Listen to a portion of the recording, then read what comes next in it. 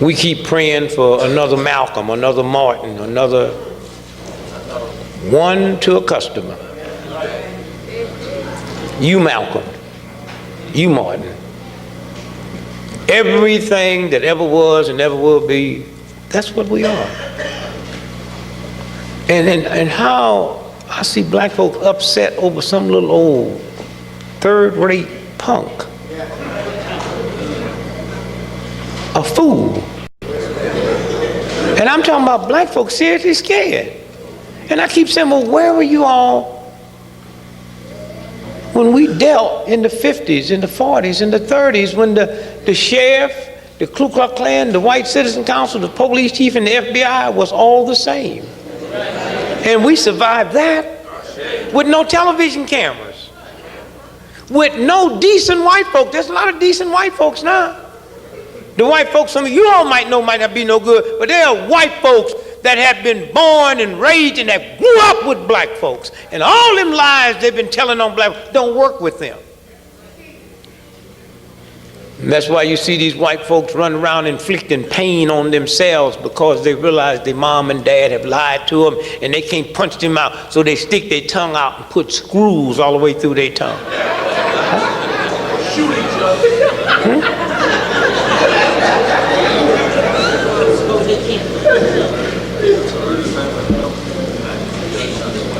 And Bush gonna be in for a rude awakening. These little white folk gonna cut him a new booty hole.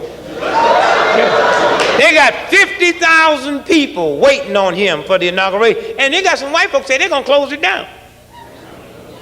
See, we talk about going to the Supreme Court and praying. I ain't got no problem with that. I'll be with them. But then white folk talk about closing it down because they think as free people. See, they know this thing ain't gonna never work. Huh? And the only way it could ever work is that we would have to spend as much time making it work as black folk as we spend going around the world trying to prop up this filthy, insane, vicious nation. Yes, sir. And my embarrassment, and the reason I have to stay out here, I'm embarrassed. I was in the military. There was no war going on. I was in the military. I wasn't married. But when I was in the military, had there been a war going on, had I been married, had I had children, and that white boy say, let's go take that hill, I wouldn't have said, how will this affect my family? I'd have ran up that hill. And so I'm just damn sick and tired as a black man, and as black men go all over the war killing for this vicious, insane thing. Then when you come home and find out somebody shot your mama, you want to march.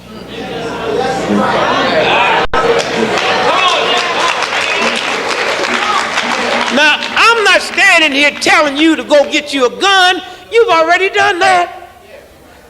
I'm not standing here telling you to go kill somebody. You're a known killer all over the world. Until it comes to your liberation. And how do you mothers tolerate spitting something out your belly that has such heathen tendencies? How do you feel? How do you feel spitting something out your belly and you see that thing standing on the corner pushing crack to children? I do not have the authority to tell you you can't do dope. I do not have the authority to tell you you can't abuse your body, but I do have the authority to say you're not going to abuse this black neighborhood. And then y'all got nerve enough to believe these little punks is bad. If they bad, send them over in the mafia Italian neighborhood who brings that stuff and tell them, sell dope over there in front of that Catholic church, punk. Huh?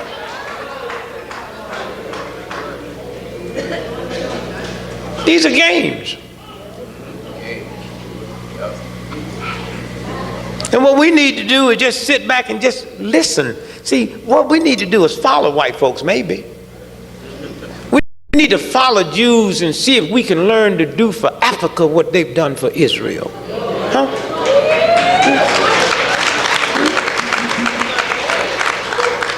Maybe we need to learn to have that type of love for each other as they have for Israel. You spend all your money doing all kinds of crazy stuff. The strongest two forces in the history of America has always been the black woman and the black church. Always. That's why both of y'all are under attack. They can burn down a black church, but they never burnt down a black hoe house. They never burnt down a black crack house, but they can burn down a black church. Huh? A white boy put on a dress and look like a woman, they call him a transvestite or a cross-dresser. They want to refer to RuPaul as a beautiful black woman. Something wrong with that. Something wrong with that.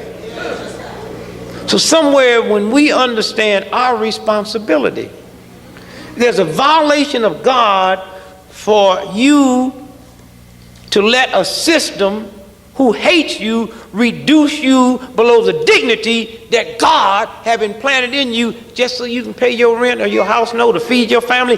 God's telling you death is better.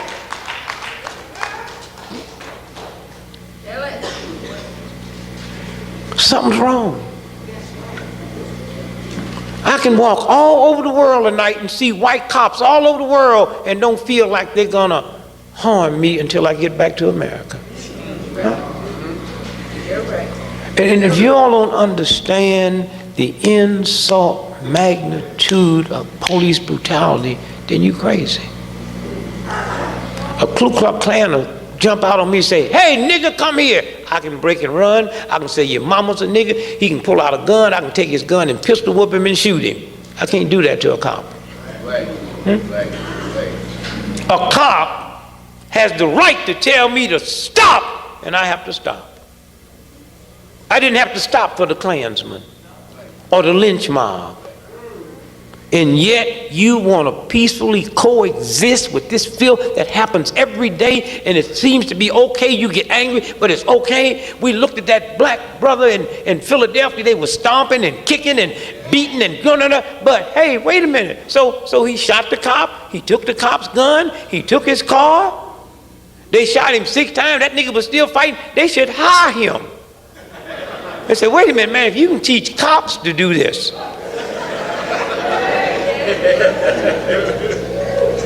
But I tell you what, had that been a Doberman pincher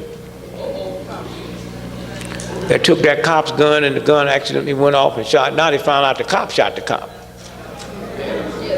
Had that been a Doberman pincher that bit that cop and then got in the squad car and kind of tricked something in the car, drove away, and had those cops caught that Doberman pincher and worldwide watched them stomp that dog like they stomped that brother, all hell would have broke loose. Anytime I live in a country that you can treat me as a human being worse than you can treat a dog and get away with it.